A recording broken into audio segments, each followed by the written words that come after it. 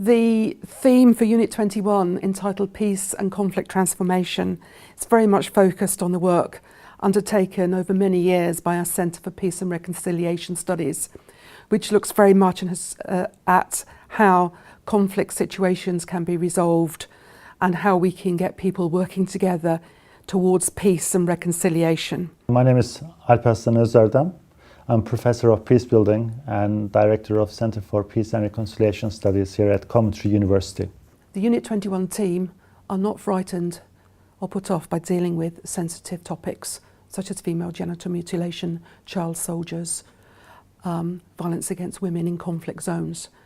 And we are also working in difficult situations with communities, very often who are in the process of recovering from conflict or are in a situation where peace is very fragile.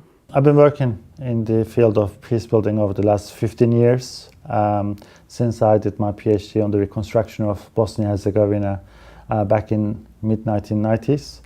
And at the time, this was a fairly new area and discipline, academic discipline. And I remember sort of crossing the rivers in the middle of night in order to get to our case study areas in Bosnia in order to interview refugees and other displaced communities.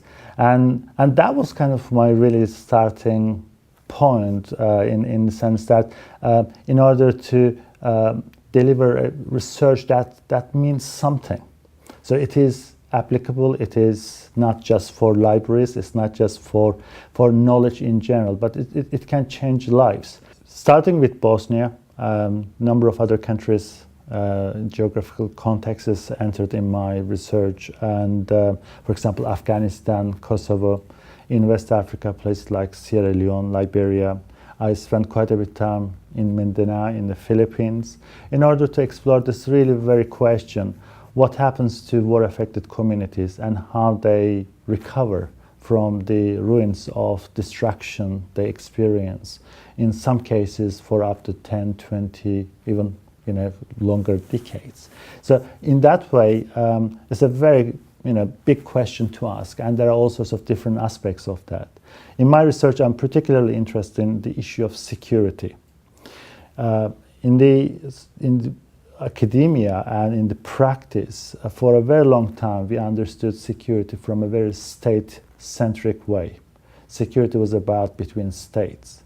But more and more, we understand that actually for security, we need to think about human security and putting the individuals and communities in the center of that security challenge.